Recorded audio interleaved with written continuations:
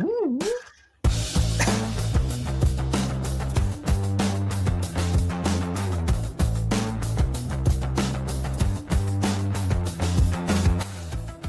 Hey everyone, how you doing? This is Amon Green, Green Bay Packers all-time leading rusher, and you're watching Packers Total Access Live, your daily source for Packer content.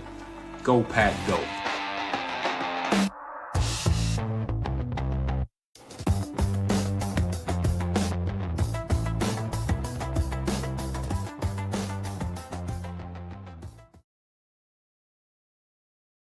What's up, guys? Welcome into Packers Total Access, the pre-game show. Packers, Eagles, Monday Night Football on the brink of Toyota-thon kicking off. Jordan Love under the lights against Jalen Hurts under the lights. I am so freaking fired up for this football game. We got Jacob joining us here from Wisconsin. Tim is over in lot one, probably got his shirt off right about now. Let's be honest, okay? He may be a little soused up. We don't know. Let me adjust his camera a little bit. Emilio may be joining us in a minute. I don't know what he said last day. What did he say? He was going to Home Depot to get. He said he was going to Home Depot. Yeah, get an antenna so he could watch the game. So he might get picked up in a raid. We don't know. You never know, man. Tom Holman might be hanging out there. You got to be careful with that stuff. So, listen, I'm excited about this game. I know many people have mixed feelings. I love the fact that the mainstream media and especially Eagles fans are so damn confident about this game. It's got me absolutely fired up. Is that Emilio in the chat? No, okay. Just pretty sure. All right. So, Jacob, we're going to dive into a bunch of stuff here for the pregame show. We're going to look at some of the over-unders, all that good stuff. The first thing I want to lead off with, though, we do have the inactive list here, and I'm trying to run down currently the Eagles inactive list, but here we have the Packers inactive list thanks to Mr. Paul Brettel, the man, the myth, the legend. All right. Here are the inactives for the Packers. Wide receiver Matthew Gold, cornerback Nate Hobbs, kicker Lucas Havrasik, offensive lineman Jacob Monk and Donovan Jennings, along with defensive lineman Lucas Van Ness. We expected Hobbs to be out with the MCL. I expected Matthew Golden to be out. I don't know if you guys did or not, but we were talking about it. He practiced earlier in the week. Then he did not participate. It's like maybe they'll let him rest, give it a go on Friday. The fact that he did not participate again, it was kind of the writing was on the wall. Matthew Golden would not be playing. And then, of course, Lucas Van Ness, we didn't expect him to play this week. They said that foot injury is taking a little longer than expected to heal as well. The offensive lineman, Monk and Jennings, those are probably healthy inactives, I would imagine. But I'm feeling pretty good about this inactive list. Matthew Golden, I want him on the field, don't get me wrong, but not at the detriment of him obviously, hurting that shoulder even worse, coming back too soon. We've kind of learned our lesson there with Watson and some of the other guys. So we were kind of expecting Matthew Golden to get his fair share of the targets with Musgrave stepping into the lineup for Tucker Kraft, and Tucker Kraft being the leading receiver up to this point, but obviously him being out of the game. Now it's going to kind of trend toward, we were talking about attacking kind of that mid-level here. Maybe Romeo Doubs having a big game potentially, right? Christian Watson, if they do go quarters looks and you end up getting one-on-one coverage, maybe take a shot or two over the top there, but don't get too far away from the running game. Jacob, how do you feel about this inactive list right off the bat, man? Again, I think it's pretty good news. Would love to have had Matthew Golden out there.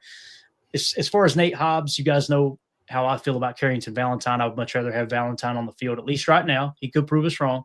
But I feel good about this, man. How you feeling about it? Yeah, I mean, obviously, like you said, we'd love to have Matthew Golden in the mix. It just didn't work out. And like you said, I just don't want to jeopardize him in the future. So really, really enjoy the fact that we can maybe just let him sit. And we do have a deep depth chart at that wide receiver position. I have faith in guys like Malik Heath. If Wicks can maybe shake off some of the dust and maybe have a resurgence game there.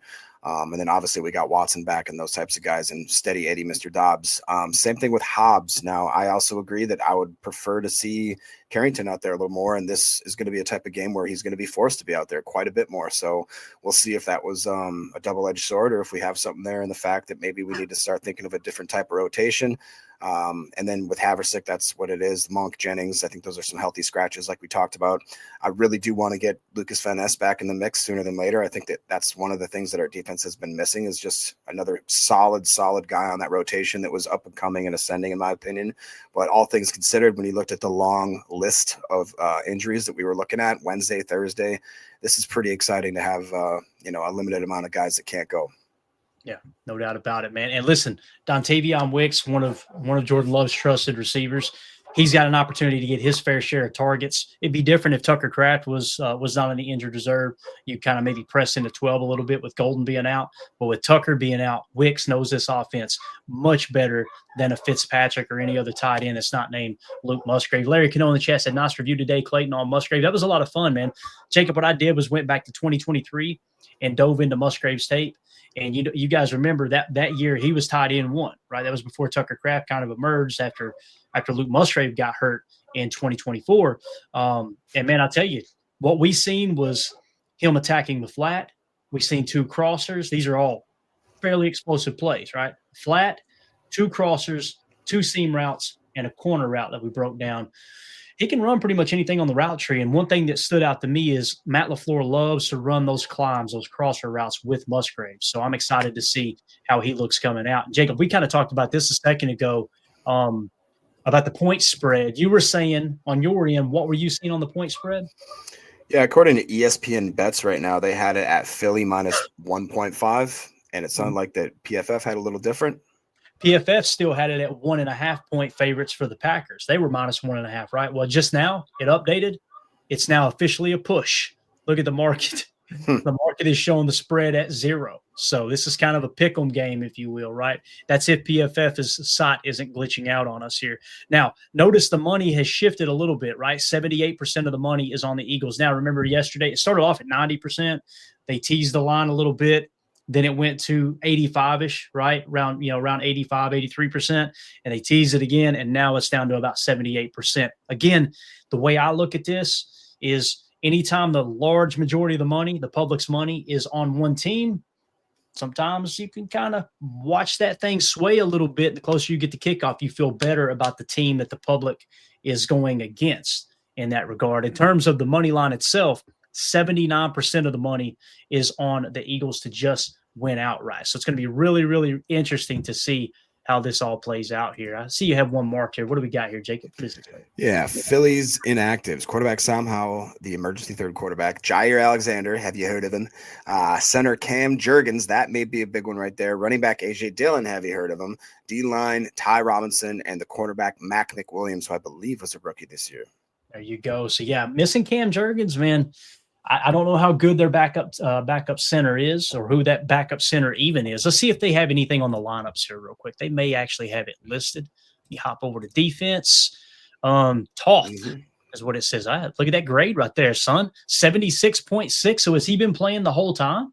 Is that what we're learning here, Jacob? Because we've got 207 offensive snaps, it looks like. So the whole time PFF had Jurgens listed as a starter, it was actually Toth. Of course, it's showing him as a guard here, so I guess he's filling in at center is what we've got going on, right? So who is going to be the guy filling in the gap? All of these guys have significant snaps, so they're treating this as if they're all starters here, man. So there you go. Toth, Brett Toth out of Army was undrafted. He'll be playing center. It looks like 6'6", 304. Is that right? Does that sound right to you guys? Does PFF have that right, or are they smoking crack this evening? So regardless, Jacob, if that's the case, man, that's a pretty solid grade. So maybe that won't be as big a hit as we were hoping for there, right?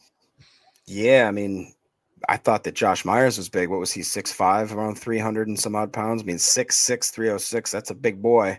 Mm-hmm. And they're just going to probably be able to, not miss a beat if they try to do that stupid tush push. But let's see if we got something in the hopper to maybe stuff that up. Yeah. Absolutely. Nate McSwain in the chat said, I've heard our D-line should dominate their backup linemen a lot before, and it never materialized. LOL. I'm hopeful, but we'll believe it when I see it. That's a great point. That was supposed to happen against Carolina. Of course, if you guys watch this show, what were we talking about? Don't expect a crazy aggressive pass rush with that front four because you're going to look to cage rush our boy Bryce Young, and that's exactly what happened all day. You didn't see those guys truly pinning their ears back and going after Bryce. They were trying to keep him in the pocket, and it worked. Their passing game was extremely limited. Unfortunately, their running game got going on us. So I forgot all about this. Packers on top said A.J. Dillon revenge game. I forgot he even played for him, to be honest. Yeah, he's inactive, though, so. There you go. So both him and Ja, they said, nah, we don't want none of that tonight, right? Yeah. So there you go. All right.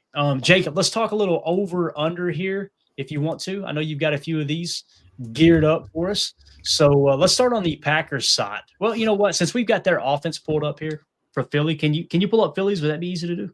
Yeah, that's fine. Let's start with Philly. I want to know what Hurts's over under is on passing, man. And we'll keep an eye on the chat here for super chats and all that good stuff. I want to give a shout out real quick. Wade Schiltz.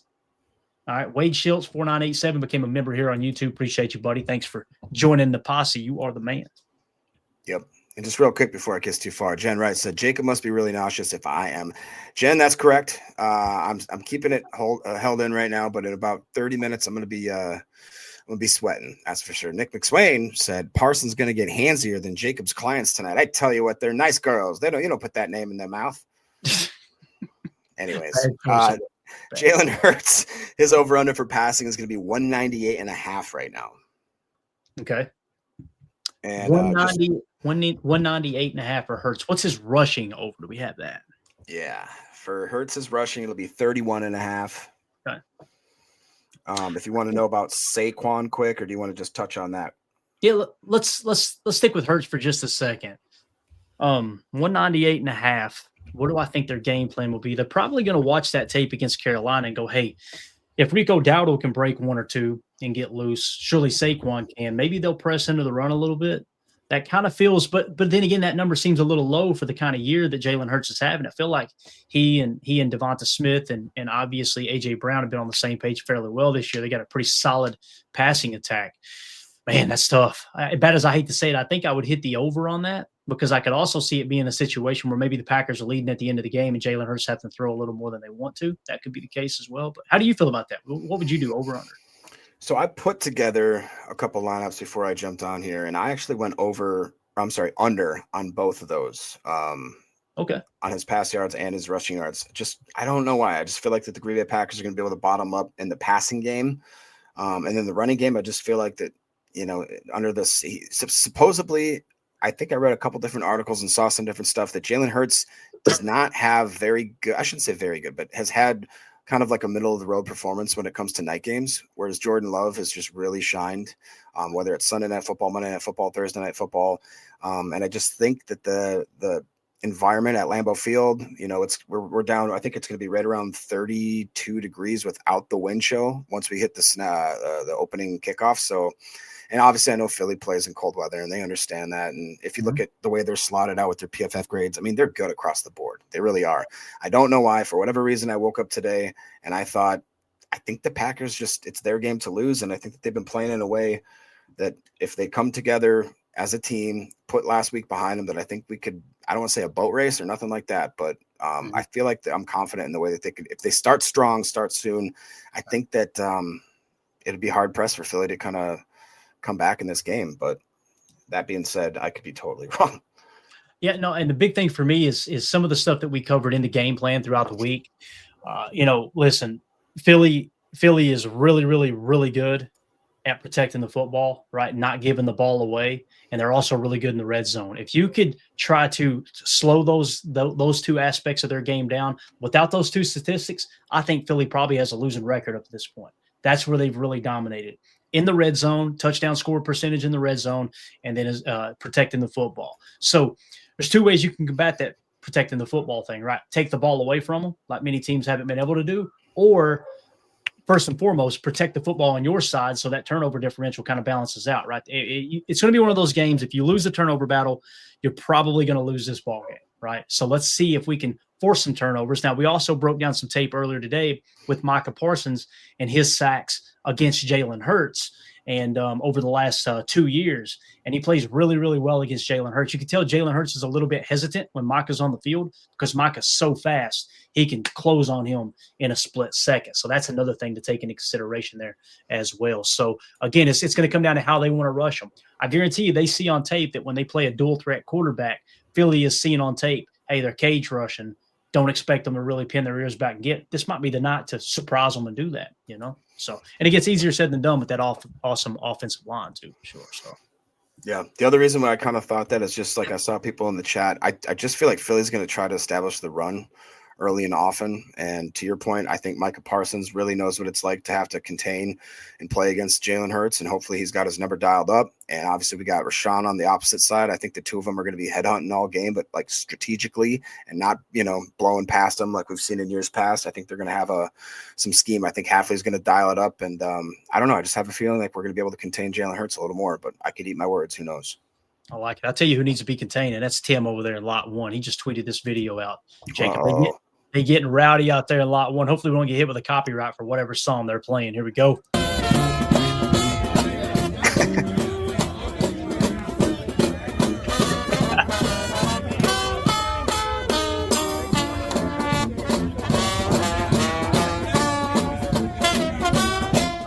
You get the idea. Lot 1 getting rowdy out there, man. I bet I'd love to smell the food in lot 1 tonight. Look at my guy coming over. He said, "Get the hell out of the way. I'm trying to eat this out of here." You love to see it, man. Look at the cheesehead, the random cheesehead with the thick stash. Is that Affam? No, he's at a Chiefs game. Blake B. Go Pack Go says, "Tailgate band, what up? My aunt and uncle, our cousins are in lot 1 too. Have them go find Tim." Man. When you said my aunt and uncle are cousins, I thought, y'all from Kentucky too? That's cool. Well. No, but listen, lot 1 looking right. There's no snow flying to the best of my knowledge right now, right? You don't see any kind of flurry going on. So I think there's a very, very slight chance of flurries tonight, but you never know, man. That Lambeau mystique pops up. Caterpillar says, "That's a vet move right there. Watch it elevates the plate. Got to get it past the zone." He understands what's going on. You got to rise above the drunks there when you're carrying the food. Man. That's the way it goes for sure. So let's see here. Nick McSwain in the chat said Micah Parsons had 19 solo tackles, 10 assists, and 5 sacks in 7 games versus the Eagles in his career. I can actually pull those up for you guys and gals real quick. I'll do that. Jacob, do they have any kind of over-unders for sacks? I've never asked you that. Do they have anything like that? They do actually, but generally it's going to be like a 0.5. Well, hey, this is interesting. So Micah Parsons right now, they have a 0.25, Rashawn Gary 0.25, Zach Bonds a 0.5. So usually what you can do like with certain sites nowadays, you can actually switch up. So if you'd like, that changes the odds. So you can switch it from a 0.25 to a Micah Parsons was the 1.5. It changes the goblin, like a green goblin to a red goblin. So basically it increases your odds of the payout. So if you want to get a little more risky, it gives you a little more reward. But as of just the kind of set level that they have right now, kind of the par is both Gary and Parsons at just 0.25 sacks. I would probably hammer both those, to be honest. I feel it. Feeling the buzz tonight. All right, so here's what I posted earlier, Jacob. We'll go 75%, so it plays a little bit slower. This is Micah Parsons' last 4 games against the Eagles. He's basically, I think he ended up with 4.5 sacks over the last 4 games. Okay, so here he was in Dallas. Obviously, you can see this. Okay, can't you? You good? Yep. All right. So you can see he's lining up kind of like in a wide 9 tech. He's got a DB on his outside shoulder. You got a couple guys mugging the A gap here. Obviously looking to put pressure there. It's getting in a little tighter. All right. So we'll watch him work off the edge here. This is going to be a TE stunt. 97 going to cross the face of the tackle. Going to engage with the guard, take him into the tackle, and then Micah's going to jab step and loop back off of that for what we call a TE stunt. And you see right here, oh crap, there's 11. And he thinks he's going to outrun him. Then he realizes, I can't outrun this guy. He runs a 4.340, right? So we're done. All right, end of play. Now, next play, you got Micah again lined up over the left tackle, outside, wide 9 look. And here you're going to see, watch him slap the, so he's going to kind of, it's almost like he was starting to set up the outside move and then give the little mini Reggie White hump move, right? Comes around. And nowhere for Jalen Hurts to go. Actually strips the ball out, and they recover on the 6-yard line there. So beautiful, beautiful play there. Another play from Micah Parsons as a Cowboy against the Eagles. Once again, over the left tackle, wide 9 look. They did not chip him here. Watch him work the hands, Jacob. Watch his hands. Bang, right? Nice. That's what you're looking for right there. That is not good technique, my friends. And he's just going to work with speed off the edge. They'll rip, come back around, relentless. Finish the sack off on Jalen Hurts. And then one more for you here. Going to work off the left side this time. So wide 9 off the right tackle. That's Lane Johnson, by the way. So what did we show you here? We showed a TE stunt, showed a little mini hump move, right? We showed you work the hands and speed rush to the outside with a rip. Watch him run right through Lane Johnson's face. It's a power rush from Micah Parsons. Look at that. Just drive. So that's what we're looking for right there from Micah Parsons tonight. Again, there's just something about him against Jalen Hurts He plays really, really good football, man. So what'd you say it was? Was it a 0.5? Was the over under? Is that what it was? 0.25 right now. So a half sack will get it done. Mm-hmm. Very interesting. Very interesting. Would you want to set a lineup on prospects and let the chat maybe dictate it, and then if we do happen to win, I'll donate it to whatever cause we're doing? Let's do it, man. Can we do it without slowing the show down too bad? You know what I mean? Yeah, we can just do it in 2 seconds. It just takes. Set it up. I think there's 6 different metrics. If you guys wanted to do, we could do the pass yards. We have to pick at least one Eagles player, so not sure how you wanted to do that. I personally love doing receiving yards and receptions. So, for instance, let's see right here. They've got Romeo Doubs at 4.5, AJ Brown 4.5, Dallas Goedert 4, Devontae Smith 4.5, Josh Jacobs 3, Saquon Barkley 1.5, Christian Watson 2.5, Luke Musgrave 1.5. I'll let the chat maybe see if any one of those jump off, anything like that. The one that sticks out to me is hammer the over of 2.5 catches for Christian Watson, I believe. I agree with that. I like that. With Matthew Golden being out, he's going to be playing speed Z and probably mixing into the F a little bit tonight too. So think about how he's going to be getting some of the targets from Golden. Actually, some of Romeo's targets here lately because Romeo's been splitting into the F a little bit too. What was Wicks's over under? Wicks would be, let's take a look here. His is going to be 2.5. 2.5 for Wicks. I would stay away from that one probably. John Fitzpatrick is a 0.5, and so is Malik Heath. So one catch will do it. Man, it's interesting. So Fitzpatrick's definitely going to be in the lineup. Think of how many times Musgraves got the ball when Kraft was healthy, right? I would stay away from that one too. How do you feel about it? I don't want this to be my picks. How do you feel about that with Fitzpatrick? You like it? I would get more comfortable with Luke Musgrave 1.5. Yeah, I agree. Let's do that. Let's go Musgrave, and we're going more than 1.5, right? Yeah. Let's go into rush yards quick. Jordan Love 11.5. Emmanuel Wilson 20.5. Jalen Hurts 31.5. Saquon 76.5, and Josh Jacobs at 67.5. I think the under on Jalen Hurts' rushing yards there. You like that? I do. I kind of was thinking that too. We don't have to pick it, but let us know in the chat. What was it again? The over under on Jalen Hurts' rushing yards? Because we got to pick one Eagle, right? Correct. 32.5 rushing yards. All right. Let us know in the chat, guys. Over or under? Hurts 32.5 rushing yards. Over or under? Keep going, Jacob. What else you got? Yeah. Can we smash the Jordan Love 11.5 rushing yards over? 11.5 rushing yards for Jordan Love. Trying to think. They're going to be playing a little bit of shell, most likely. The pass rush hasn't been great for them. That makes me think maybe he'll be able to sit in the well unless they get their crap together tonight. You know what I'm saying? I'm kind of looking at it from that perspective. Yeah. That's how I usually dictate the pass rushing yards or the quarterback rushing yards. Everybody saying under on Hurts. Does anybody say over on Hurts? Anybody? I'm saying a lot of under. All right, let's definitely take the under on Hurts. Okay, 32.5 rushing yards. We're going with the Watson over, right, on the 2.5 receptions. Over on the Musgrave 1.5. Yeah, over on the 1.5. Do you guys think we should throw in one of them, either Micah Parsons or Rashawn Gary at that 0.25 sack range? To me, oof, so tough, man. If you had to pick, chat, which would you take? That if you had to pick between one edge defender or these two edge defenders, which one? Rashawn Gary or Micah Parsons to get a half sack? Let's ask it that way, okay? Yeah. Which of those two would you pick? I don't feel comfortable taking them both, right?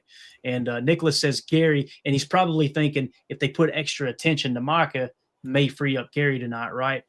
Everybody's kind of feeling Gary. All right, there we got one for Parsons, so it's 2-1 Gary right now, right? Gary, again, Parsons. Over a half a sack. Or a half a sack, just a half a sack, right? Yeah. Parsons because of the speed rush, Micah. So it looks like Parsons is leading now. Let's get two more votes. Let's get two more votes.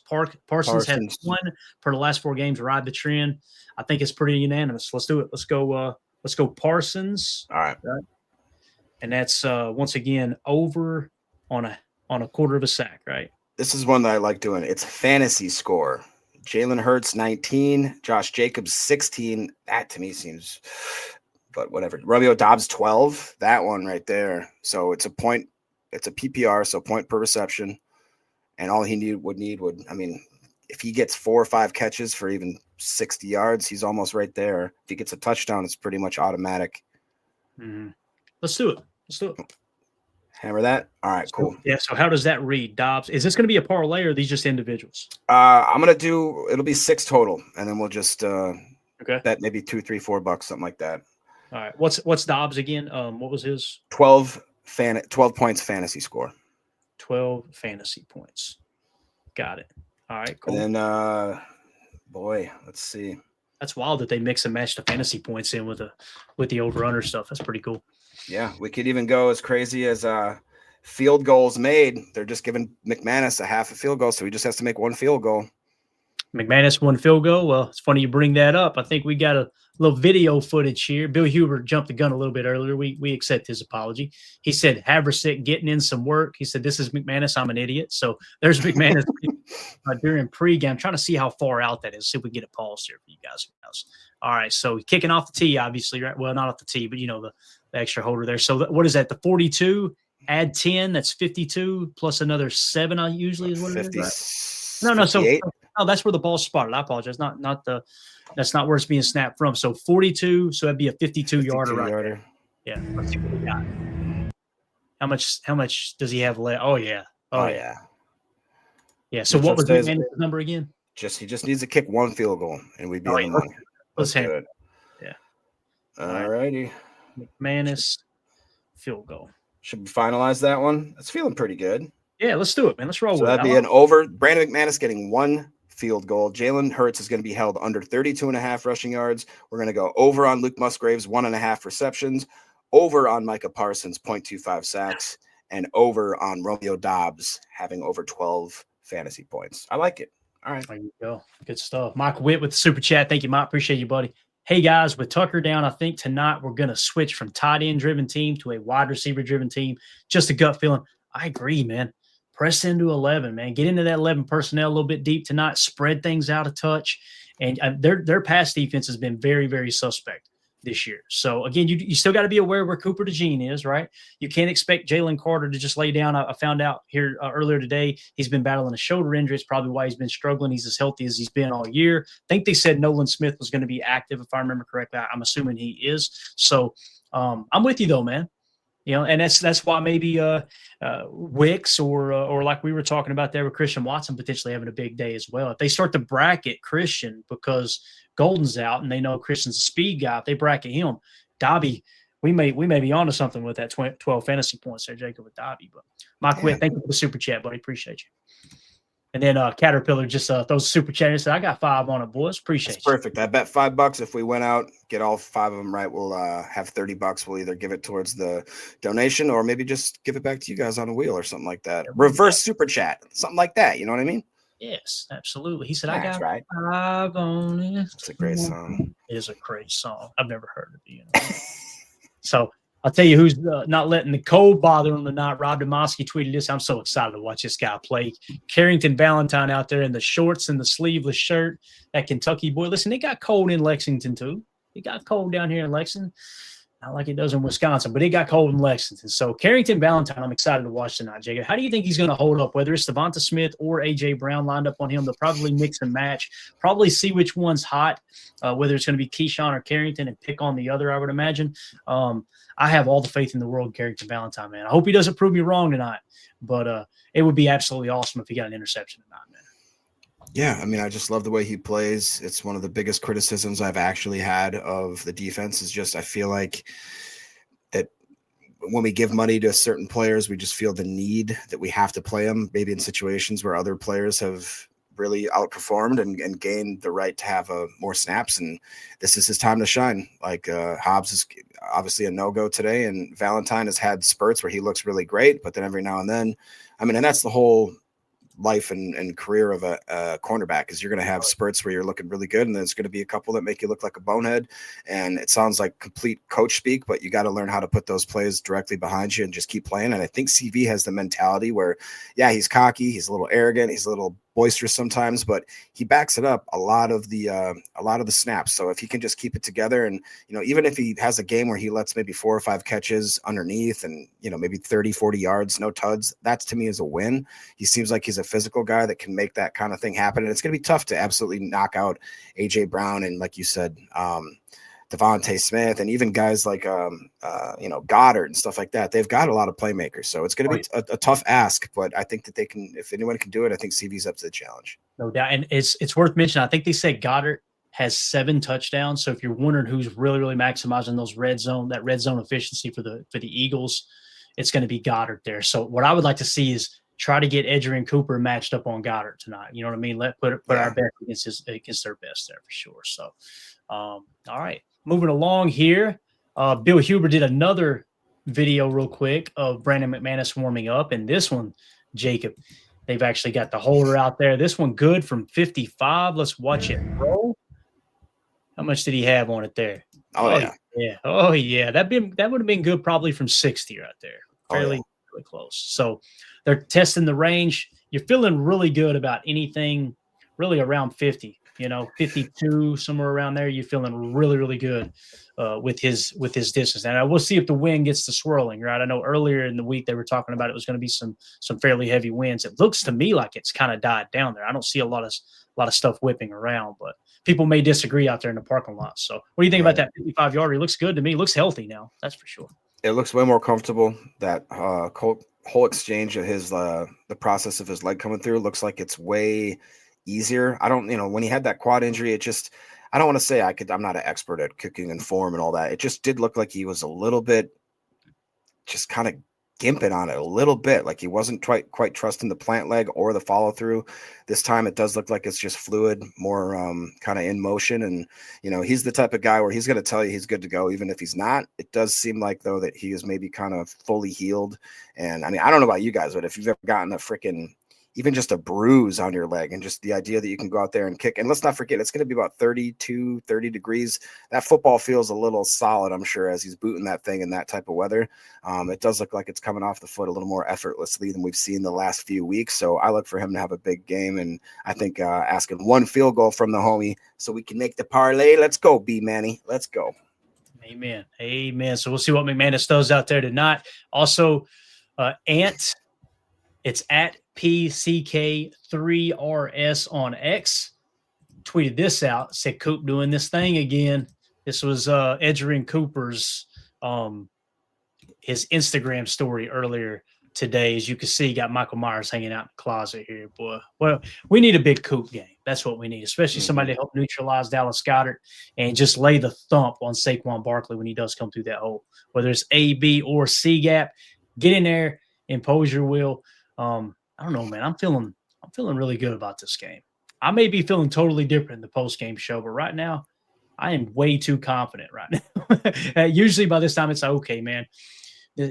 Like people pointed out earlier in the week, or actually earlier today, I think you were talking about the McAfee show too. They were like, man, yeah, the Packers, sometimes they'll play. I hate saying playing down to teams, but it just seems like when they play an opponent that everybody expects them to beat, it's always a close game, but they get up for the good teams, man. You think about Dallas there in the playoffs when they boat race them, right? You think about Pittsburgh on the road in primetime. There's something about Jordan Love under the lights in primetime, man. He really shines, that's for sure. Yeah, absolutely. I mean, we talked about it. Is it technically the start of Toyotathon, but we're getting in there. I mean, anytime where it's playing a night game, it's around 30 degrees.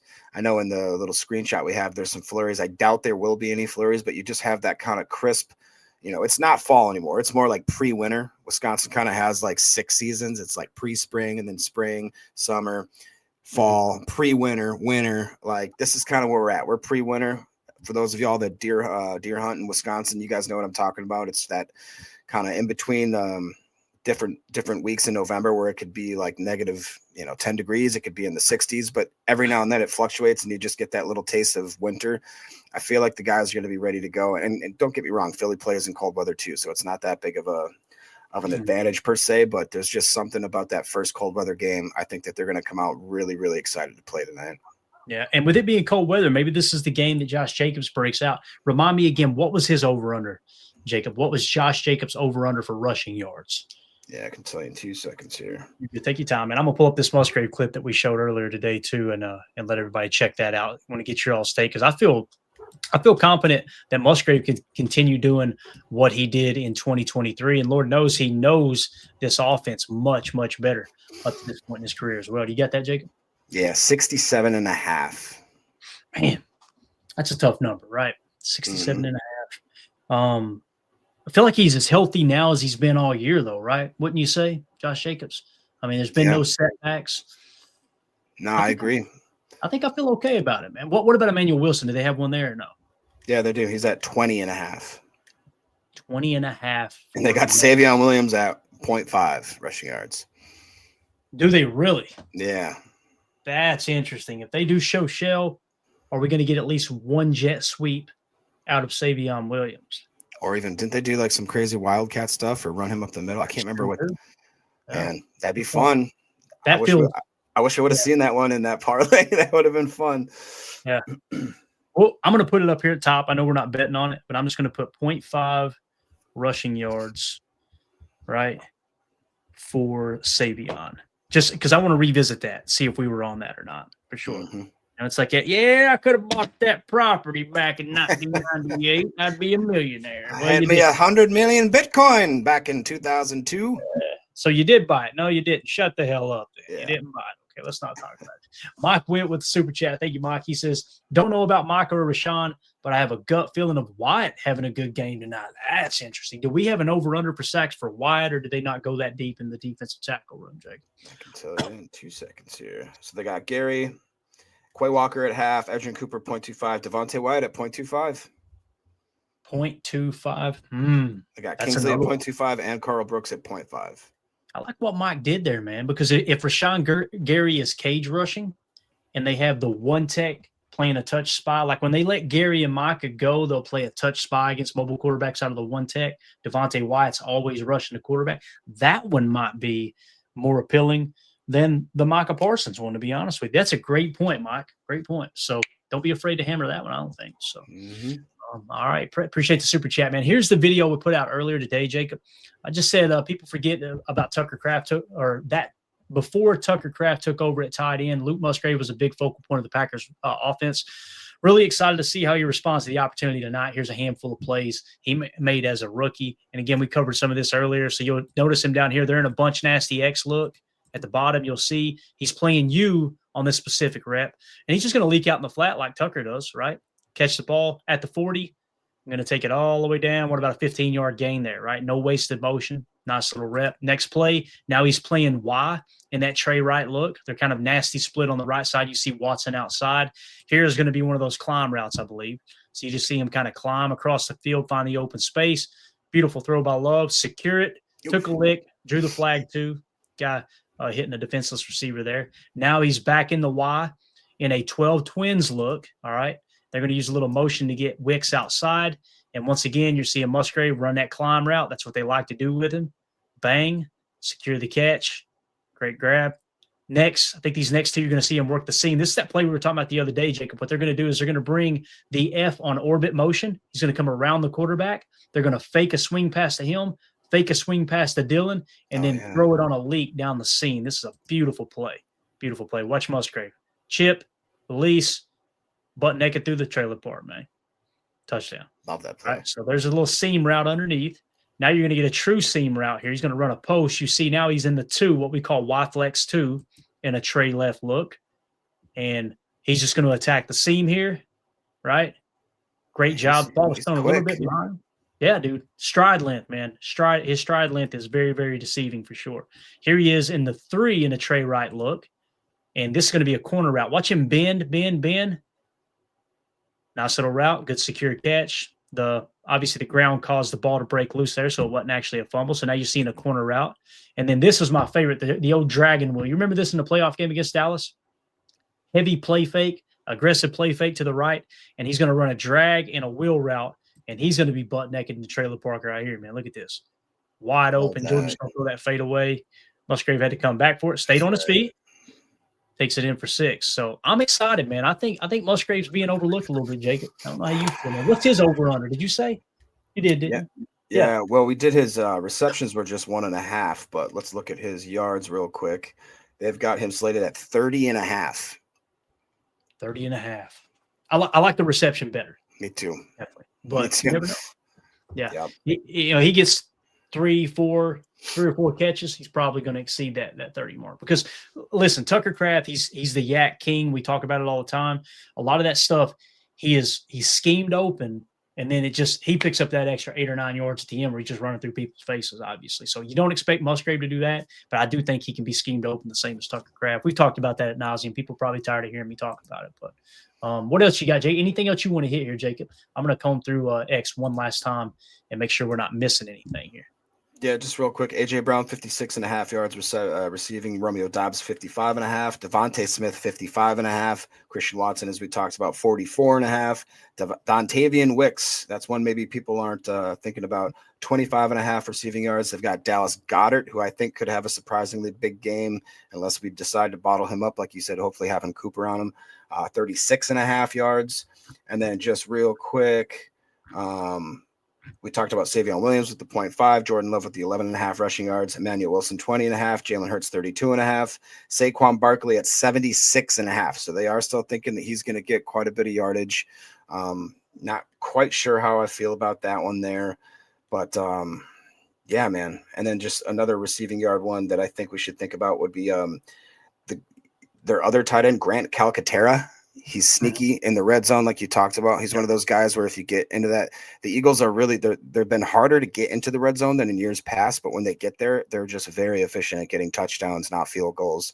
Look for a guy like Grant Calcaterra to sneak in there and steal a touchdown. But then we got 3 guys that I think would easily slam the over on all these if you really wanted to. Malik Heath, 4.5 receiving yards, John Fitzpatrick, 5.5, and Savion Williams at 4.5 receiving yards. There you go.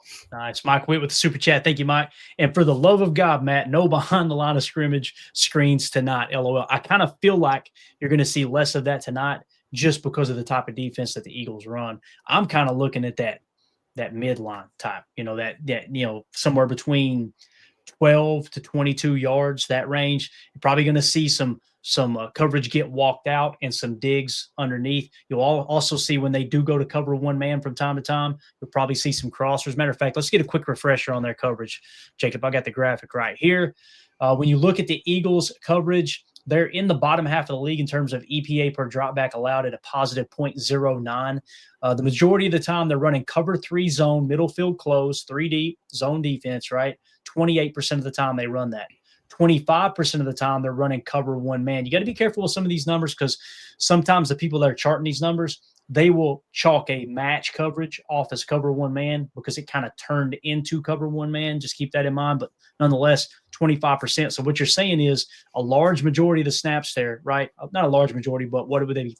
53% of their snaps on defense, they're in middle field close between cover 3 and cover 1 man, end result, right? And then the next defense they run the most, 17% of the time, they're in that quarters coverage we talk about, cover 4 defense, all right? 16% of the time, they're playing cover 6, all right? And then 4% of the time, they're in cover 2, and then they drift into zero blitz from time to time, 3% of the time, and they actually play 2-man under 2% of the time. The Packers are still playing 0% 2-man under. Again, 2-man under, guys, is when you play 2 deep safety zones, like they get deep half responsibilities, and the guys are playing underneath technique typically in man coverage. So that's kind of how their defense looks there. When you look at that, the thing that worries me a little bit is the cover 6 defense. That can be tricky to read because sometimes they'll drift into cover 7 or cover 9 and kind of flip the script on you. I feel confident in the way Jordan Love's seeing the field. It won't be an issue for him, but that is something to take into consideration there. You got to change things up, Jacob. You do, don't you, man? You're a pro. You're a pro. Emilio, what's up, man? I'm sorry, Jacob. You had the two running. I love seeing his blood pressure get up, Emilio. I actually enjoy it, dude. Don't worry about it. All right, let's hit these super chats real quick. Help me with them, Emilio. Reality shift with the super chat. Thank you, buddy. So I'm not even nervous about Philly. I'm more nervous about Denver personally. Denver's one of those tricky teams, man. They really are. They can either be a world beater team or they'll be one that kind of comes out flat and they still figure out a way to win ball games, man. Sean Payton's got that team playing good, no doubt. So what do you think about that, Emilio? Which are you more nervous about, Philly in primetime Monday Night Football or the Denver Broncos a little later in the year? I'd say I'm more nervous about Philly at the moment right now. Denver, yeah, they're the kind of the sleepy team, but Philly's had our number past 2 years, and it's something we just got to kind of get off our back. Losing to them twice last year, we got to get that taken care of. Denver, it's a one every 4 years kind of situation. We just need to get through it. Mm-hmm. What about you, Jake? I don't know if you got your rig set up yet or not. Which one, if you had to pick one game where you think, okay, I like our chances better, would it be against the Eagles or against the Broncos, right? Or you just kind of you have any dominant feelings there? I guess I'm more let's worry about tonight, and then after this, I'll pick one. But I mean, if you had made me forced to pick, I am worried about the Denver game. I think that they're possibly a more well-rounded team. I just, for whatever reason, I have a lot of confidence tonight. You know, I could be completely wrong in this post-game show. You'll see me hanging my head, trying not to cry like a little baby. But I do feel like that. I think right now that Denver's a little more of a scary team. That's just me personally. Got it. I'll tell you who's not going to be hanging their head tonight. It's this cat right here. You kidding me? Look at my man. Look at that. He's locked in, dude. Look at that. Locked in. A couple of guys locked in here. First, let's start with Chris, or start with our boy Jordan Love. Look at those eyes right there, boys. Ready for battle. Christian Watson looking fly. Got the red kicks on. Looking good. Nice. I love. Look at these boots that Gary's got on. You got their hook ass wash or something. Look at Wow. this. You ready to go boot? He said, "Forget belt to ass. We're going boot to ass tonight, boys. That's what's happening." So they're going to enlarge those things like the Rome helmet picture. You know what I mean? Yeah, right. Perfect. We need to be the first ones to do that. Get on that, man.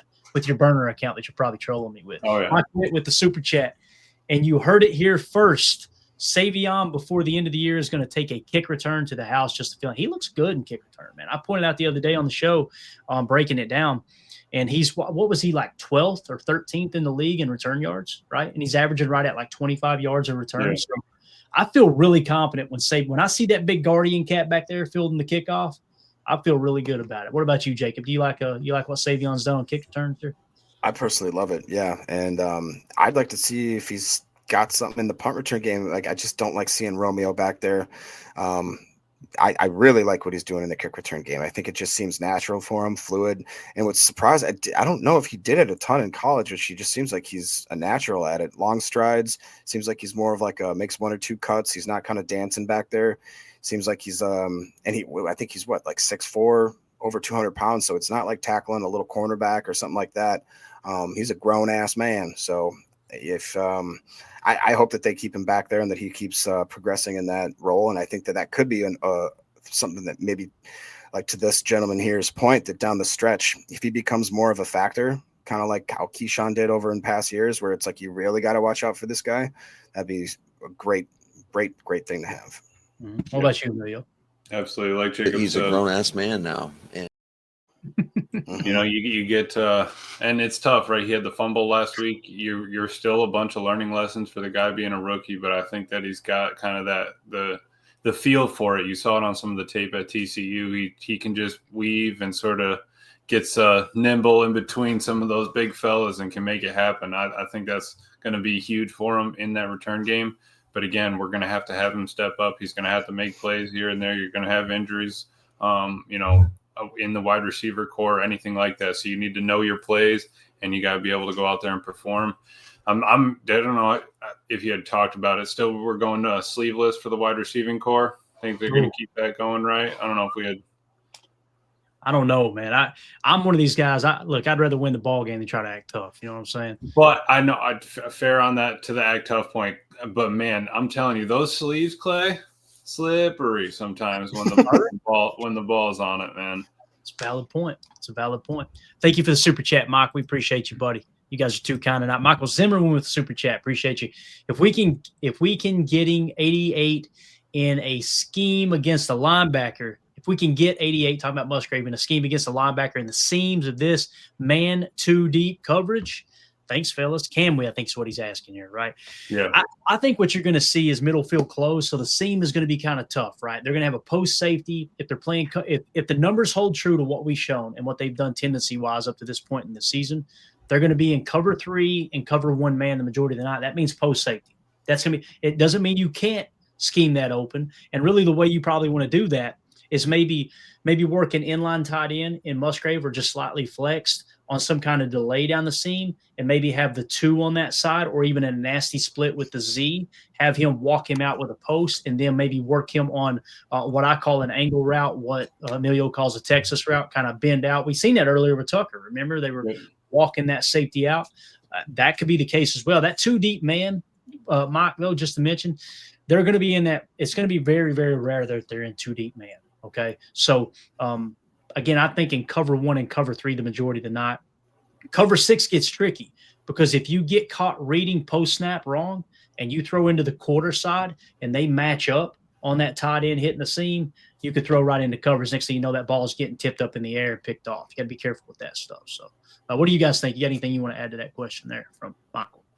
No, I kind of like what Coach Lynn's saying. Crossing routes and corner routes will be key. Kind of just your, yes, middle field close. Just try to get away from that, and that I think that maybe kind of suits some of Musgrave's game too. Him being so quick and agile. And what are your thoughts, Emilio? Yeah, and to Coach's point, kind of blend those two as well. We've seen Matt LaFleur get into some of those cross corner concepts where you get those two guys kind of crossing near the hashes, and then we bend it back out. Kind of similar to what Musgrave actually ran last week on that, but he flattened it out. Instead of taking it up on a corner, he kind of ran that around the backer, curved it up into the hash, put his foot in the ground, and came back out flat. Maybe just a little bit more of a corner there, but it's in his route tree. We saw him go up and get it, made a good hands catch. That's definitely a possibility, and I think something that's going to kind of test. Do they think they have the athleticism to run man-to-man with us a lot? All right, we'll see, because that's where you can get separation. And can we get separation against man? And then we need Jordan to dice up zone and kind of read those right when we get there.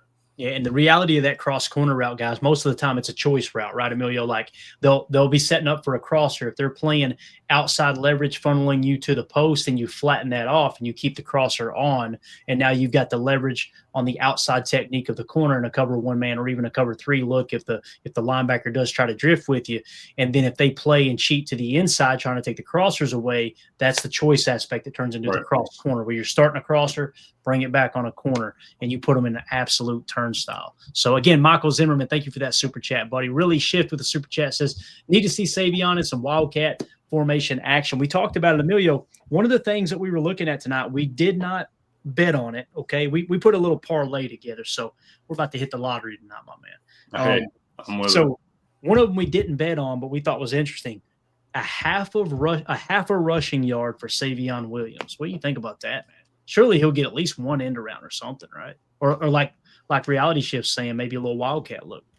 Yeah, definitely. I think an end around jet sweep, touch pass, something like that. But you said running yard, right? So it's got to be a handoff. Yeah, I actually kind of like that. I think that, when Steno talked one time in his interview a couple of weeks ago, talking about how when they had Savion in there and they give him a couple more options, they were asking if a pass is going to be in that. And we've gotten away from it for a couple of weeks. So it might be on one of those rotation things where we're going to dive back into that a little bit more. Maybe we need to lean on it with tuck out. Maybe we just need to see if we can get a little, a spice up or something on the offense, get a little spark. And that could be the play. That could be the formation. Maybe you get a look you really like. You come back to that later on in the fourth. You hit it in the first or second just so you get one out in the first half, kind of get an idea. And just try not – we just don't want to be doing it when we're, in our own end, but maybe you need a spring play. So it's like you just kind of got to time that up right, and that's when the play calling comes into play. You're probably not going to call it on the 5, but you're not going to call it on your 5 either. So right, and when it works, everybody loves it. When it doesn't work, you hear me complain. That's just the way we work as fans, right? For sure. Thank you for that super chat, Reality Shift. Appreciate you. J. Cole says, so this whole YouTube TV versus Disney thing screwed me out of watching the game tonight. J. Cole, Sling TV, okay, Sling TV. They have a 24-hour sports pass that gets you access to all of their sports channels. I think it's $6. So you can basically pay-per-view this game for $6. You may say, I'm not doing it. Completely understand, but that's definitely an option as well. All right. I was actually sharing that information with Chewy earlier today. Yeah, I've been one of these weirdos that's had ESPN Plus forever because I love Peyton's Places and I want to watch those episodes when they come out.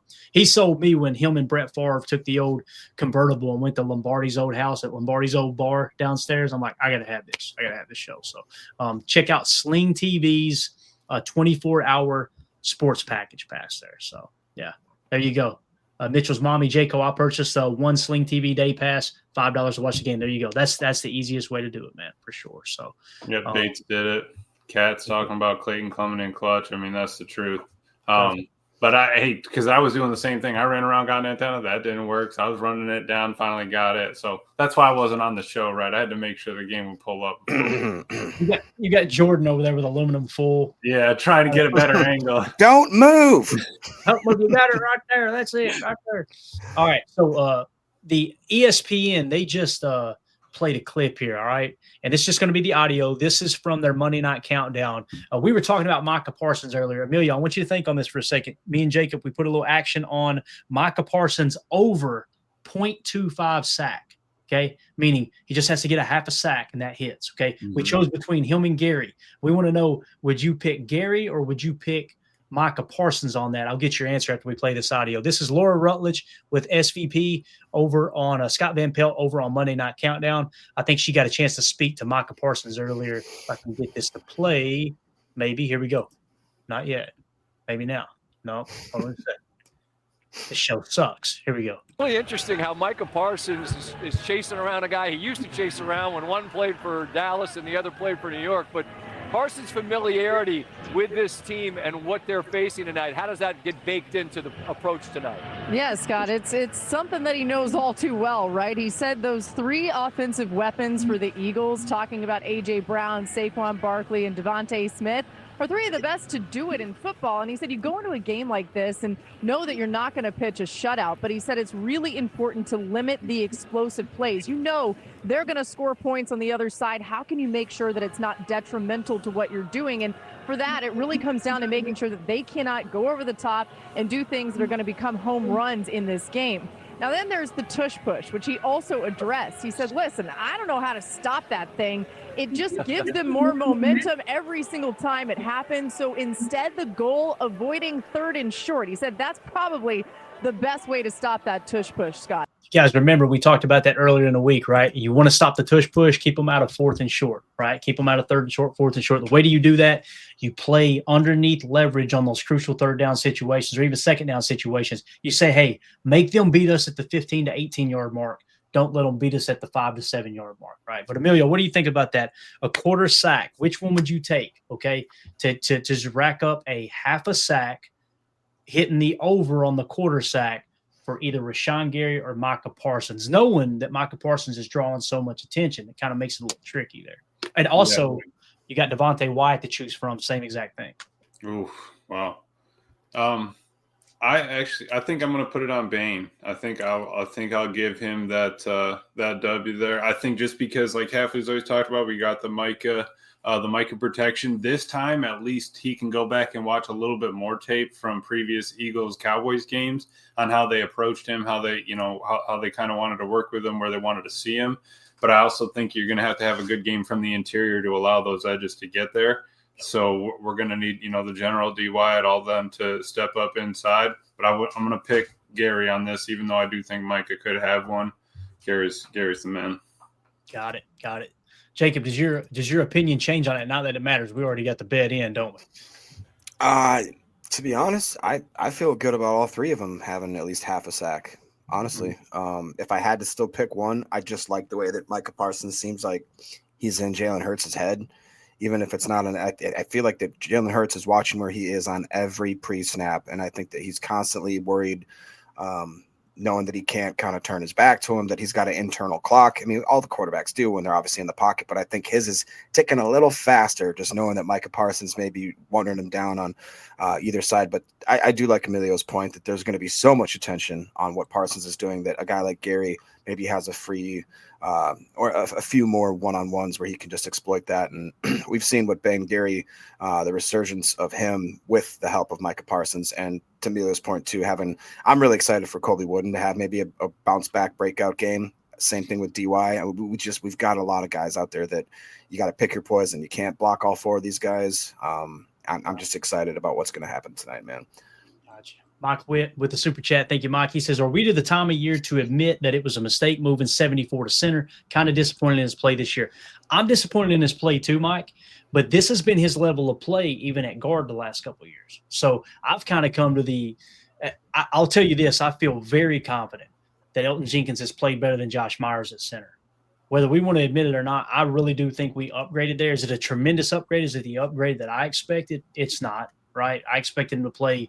When you move to center, you typically your game typically gets a little bit better than guard, right? So I was expecting him to be like a top 10 center, and like a top 15 center is roughly where he's been. I think around the 12 mark last I checked, according to PFF, of course. So I don't think it was a mistake moving 74 to center, me personally.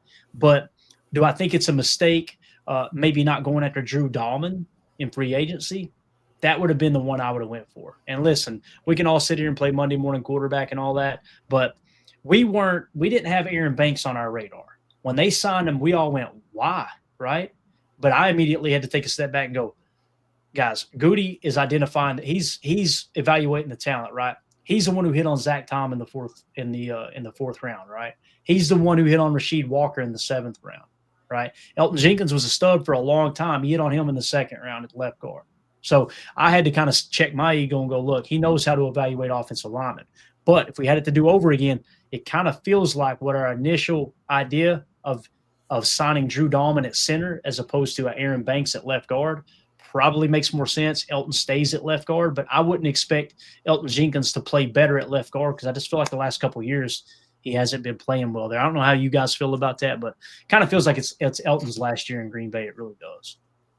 Yeah, I would agree with that. And to Mike's point, I mean, to your point, I think Drew Dahlman would have made more sense if you're going to throw some money around. At least you kind of know that he's got a past of proving it, at least on a pretty consistent level. The Aaron Banks thing, I'm still kind of – it's one, the Hobbs and the Banks one is going to be one where unless they come to fruition late in this season, I'm sure people are going to be hanging that over Goody's head for the foreseeable future. And he can't be 100%.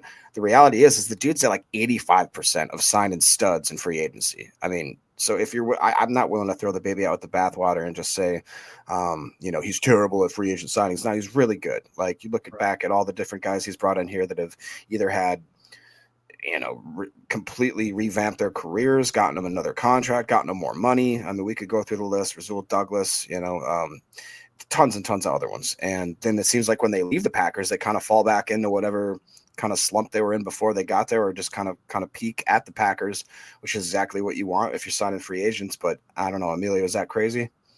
Yeah, no, I mean, and also we're talking about it right this second. What happens when it's week 18 and if they're, on a heater or something, and, Banks has just been locking it up, road grading, or, Elton and him are, teeing off on duos and the run game took off. So we're a little, I would say maybe a touch early, Mike, but I totally get, I was hoping to see a lot more from Elton. We had problems with the snap count. We're still having silent count issues. I hate that. We're still having false start stuff. All that stuff has got to stop, especially with a veteran in there, knowing that he's known Jordan for that long. They have a communication relationship. But the thing, and we're going to go back to O-line again, I think, in the draft. I think we kind of just need to you keep adding pieces. Maybe the free agent isn't perfect that Goody brought in, so you got to keep hitting on the draft and going. But again, we got seconds and on, so we'll see what he does moving around. Yeah, thank you for that super chat, Mike. We appreciate you, buddy. So Bill Huber tweeted out just a few minutes ago, if this holds true, how they're warming up, it will be Jordan Morgan at right guard again. He's been playing fairly well here lately. It seems like he's playing some of his best football here lately. So how do you guys feel about that if it is Jordan Morgan at right guard? Once again, I'm trying to see here and get a look. Everything pretty much stays the same, right? Banks is healthy. He's at left guard. You got Rasheed Walker at left tackle, Elton Jenkins at center, Jordan Morgan at right guard, and, of course, Zach Tom at right tackle. Something to keep an eye on, too. Nolan Smith, if I remember correctly, had a pretty decent game against Zach Tom watching the tape earlier today. I want to say in that playoff game. So maybe Zach Tom can get the upper hand, seeing that last time, I think it was Nolan Smith, if I remember right, kind of caught him off guard. They like to mix and match some of those edge defenders as well. But what do y'all think about that starting lineup? Is there anything y'all would change there? Do you feel like, hey, let's really settle in with those five and see if we can kind of create some continuity moving forward? Yeah, I like that. I mean, I like that five. Where we're at right now, I think that's probably our best bet. I'd love to have Ryan as a swing three. I mean, he could be any of the inside three. He's played center for us. He's played guards. So that's what I would rather have happen, because Morgan's not going to swing in and play center if we have a problem with Elton. And so I do think that you kind of need to lean and give him a final position, kind of like you gave Banks that left guard position. Be done with that, and then have your swing inside, and then belt in hopefully your swing tackle if you can go both sides. But I'm good with those five. Jacob? Yeah, I agree with that. To Coach Len's point that he put on here, I would like to see, hopefully, that we'd see Belton in some aspect throughout the season. But you know what? I mean, I wouldn't want to really force him into this lineup right here. It's like I just don't think you can plug and play him at right guard. To the other, to Cat's point, I really like the progression that Morgan has made, and would I like to see him more on the left side? Sure, but I think that that's our best five. To your point with Ryan kind of floating as that backup guard position, I'm excited. I want to see some continuity. Let these guys stick and play together for a few weeks and see if they start to gel, and we'll see what happens after that. Yeah, and listen, with Belton being Belton being a second round pick, right? What I think is probably going to happen next year, you move on from Elton unless he takes a big pay cut voluntarily. I'm not expecting him to do that. I don't know how you guys feel about it, but if Elton's gone, you go and try to find your center of the future. If you can't find your center of the future, maybe Tom kicks the center, and you got Anthony Belton with a year under his belt, ready to step into right tackle. Right now, the problem there is you got to replace Rasheed Walker. Does at that point Jordan Morgan become your left tackle? All of these questions equal one thing. We don't have an answer for any of those questions, but they do equal we're drafting some offensive linemen this offseason, boys. That's going to happen, right? Which he does all the time. Somebody got some breaking news here? Or is that just the fact that we're going after some more? We need to build that wall up, Clay. Been saying that foundation a little iffy without Mr. Glove in there. You've been saying it since day one, Emilio. Mike Witt with the super chat. Thank you, Mike. Center, D tackle, and cornerback are definitely our biggest draft needs next year. 31-23 Packers to not gut feeling. Love the gut feeling. Love it. So center, D tackle, corner. I like it. Yeah, yep. I'd be okay with that. Because your edge room's good, right? Tackle. If Rasheed walks, do you feel good enough about Jordan Morgan kicking all the way back out the left tackle, which I think that's probably his best position just based off what we've seen in the preseason and everything that we've heard kind of coming out of 1265. That's his most comfortable spot, and they love to cross-train for whatever reason. But I'd be okay with that. Jacob, how do you feel about that, man? Center, D tackle, and cornerback. Do you feel like that's our biggest draft needs, or is there another one that comes to mind for you, Rob? Because you got your wide receiver room pretty well set, right? Mm-hmm. I would honestly maybe pepper in, depending on what Marshawn Lloyd does, taking a swing at maybe a running back, although they're kind of a dime a dozen. You can seemingly find someone as UDFAs. I would maybe pepper in tight end just to try to get another stud in the lineup. But I think that's fair. Center, D tackle, and cornerback. I think I'd probably go center, cornerback, then D tackle, just because I kind of like the rotation we got in that room now. But I think that's a fair assessment. Got it. Mike, thank you for that super chat. But do you got anything to add to that, Emilio? No, I think all those points are good. And I think that, again, we need to fight in the trenches, keep finding some guys. There you go. Nick McSwain said after playoff game, LaFleur said 2/3 of the interceptions were the wide receiver running routes incorrectly. Going to be a different this time around. That's a great point, Nick. This receiving core not made a whole lot of mental mistakes. The only one I've seen, and it doesn't mean it's the only one there is, but just what I've noticed watching the tape this year was a few weeks back when we see Matthew Golden, it was more of a scramble drill. He turned his route up into Christian Watson's post, which got checked to by Jordan. So what that tells me is Golden didn't realize Christian Watson had been checked to the post. And that's just with time, you understanding what everybody's doing on the field at the same time, right? If he has a year under his belt, and maybe to this point, it's only going to get better. Of course, Matthew Golden's not in the lineup tonight, but you got these veteran receivers. They're going to know when Jordan goes to that, then immediately, all right, if I do have to break off my route, whether it's a choice aspect of the offense or it's a scramble drill, I cannot walk him down the seam because Christian's running that post now. These are the things, split decisions you've got to make or pick. His receiving is tough. It is. Jim in the chat, good to see you, buddies. Micah Parsons has had 19 solo tackles, 10 assists, and 5 sacks in 7 games against the Eagles in his career. We kind of talked about that earlier in the show, too. We showed those sacks that he had against the Eagles in the last 2 years. I think he's had, what was it, Jacob? 4.5 sacks in 4 games against the Eagles in the last 2 years. So having some pretty good success there. Andy Watkins with the super chat. Thank you, buddy. He says over under on the tush push attempts, man. What do y'all think? What do y'all think it's going to be? 65%. 65%. That's what the number 3 just popped in my mind. That's why I said 3. Yeah. If it's set at 3, would you take the over or the under for tush push there? Over. I think it's going to be like 5. All right. There you go. I hope not. Hammer that make believe over there. So All right. So we're coming down the stretch here, guys. Appreciate everybody hanging out with us. We got a bunch of people in here. If y'all would, please take a quick second, help the stream, hit like, hit subscribe, click that bell icon. If you don't want to subscribe, I understand. This show sucks. But do us a favor. Feel sorry for us and hit that like button. All right. And we got QB1 coming down the tunnel here, boys. We're getting close. Jacob, let me hear that noise. Guys, I don't want to do it, Clayton. I'm holding it in right now, but it's coming. As soon as we get off, I'm going to go. Usually that's what she said. Usually when we get to this point, we go, they're coming out of the tunnel. Jacob goes, I'll throw up. I'm going to throw up. Emilio, you got any parting thoughts? There it is. There's that heart. There you go. Any parting thoughts? How long do we got anyway to Monday Night Football? Is it just 3 minutes away? That's what the countdown's down to 4 minutes. So we kick off at 8:15 my time, right? 7:15 your time. Is that right? Yeah. All right. So let's wrap it up. Parting thoughts. How do we feel about this, guys? Before we wrap up. I'm weirdly confident. That's why you haven't heard any of those noises, Jacob's noises. I think that it's going to be a tough, hard-fought game. I think if we come out with a strong start, it's going to help our odds of winning considerably. I'm going to go 27-17 Packers. I love it. Yeah, if our defense can keep them under 20, Jacob, I'll be a happy man. I'd love points on our first drive. You got to stay clean with the football. If we can get 100 yards rushing, I think we got a good shot in this game. You got to lean on Josh a little bit, lean on Emmanuel, see if you can get it going. And then, put the ball in Jordan's hands, give him 2 touchdowns. And defense, let's get 1 turnover. I think we got a shot.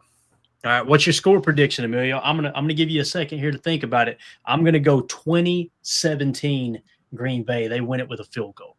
Ooh, same with J. Cole. You guys are birds of a feather. Oh, Jay. I just copied off Jay's papers what I did. What do you think, Emilio? How you feeling? Look at him counting it up in his head. He's like, I played this game on Madden 17 times. I'm gonna go 31-24. Ooh. 31-24. All right. Hold up. Pull up 2-0 for this is there. You said 31-24, right, Emilio? Yeah. I like that, man. High scoring game. Digging it. All right. He says 2-0 for this in the chest. 42-22 Packers though. If we win 40, if we drop 42 on the Eagles, Jacob's doing the show with his shirt off tonight. That's happening. Wow. Oh, yeah. Same thing with Caterpillar. 106 to -3 Packers. I'll do it with my pants off. All right. Yeah. How about that? We win 106 to -3. Clayton will do a headstand with his pants off tonight. Here's the guy. Respect Orange says 28-24 Pack. Holmes says a close one, 24-23 Pack. I like it. Love it. That's what I'm talking about. All right. Read them off for me. I'm going to pull up another screenshot here. I got to give a shout out to Big B. He's got the picture of the night here. This is Nicholas Duran saying the Pack 36. I believe that means Eagles 21. So it looks like we got a lot of hope here. Let's hopefully not have those hopes dashed and spit all over and peed on. I'm not going to, so quit asking. Love it. Look at this shot by Big B in the stands tonight, boys. Is that not gorgeous? That's going to be our background for the post-game show. Right? Where's Big T's? Where's Big T? Where's Big Timbo's picture? I'm sure he's got an icy one, too. We showed some videos earlier. Let me go check his Twitter real quick. We're going to be late for kickoff. We're going to be late. Mandy's going to be screaming. No, she's all right, man. She'll be okay. She's still Chick Hole says, y'all trying to get canceled? Yeah. Yeah. Hey, we try every week. We don't give in for we suck at getting canceled too, and we can't do anything. This is even better. Olden and Dirt says the Monday Night Football crew are all picking the Eagles. Perfect. Yeah. Love it. That's what we want to see, man. That's what we want to see. All right, guys. No update from Timbo. We just had the tailgate video earlier, Emilio. They were down there with the band. I said, I guarantee you, he's got the tassels on the chest tonight running around. I guarantee he borrowed them from my girls, so yeah, he does. Oh, did he? Oh, I thought he was cheese curds and my stomach hurt all the time, but I do eat them though. Jacob running the tassel rental service over there. You know what I mean? Yep. Unbelievable. He door dashes them to your house. They can be there in under 2 hours. You get $1 back if you return them clean. All right. We just want them washed. Get the clean fee. This show sucks. All right, guys. Hop over to the post-game stream. We've already got that created, so you guys can hang out in there and use that as a chat. Buy two get two free, Joe Pack Joes. We'll be in the we'll see you guys for the post-game show. Again, the stream's already created. We won't go live until the game is over. You guys know the rule. If we got a 3-score lead in the fourth, we'll go live then. Until then, we're not jinxing, all right? What did that say? Them tassels, what? What did it say? Tassels got mustard on them. No, that ain't mustard. All right, we're out here, guys. We'll see y'all tonight for the post-game show. Everybody have a wonderful time. Listen, stay positive, all right? If you jump in the chat, don't just get in there and spam negative, all right? Let's hang out and have a good time tonight. Win, lose, or draw, we'll see y'all for the post-game show. Everybody have a great game. And, Emilio, thank you for jumping on, man. Go get your bunny. Throw up. Scared money don't make money. That's right. We'll see y'all at the post-game show. Take care. Here we go. Bye, guys.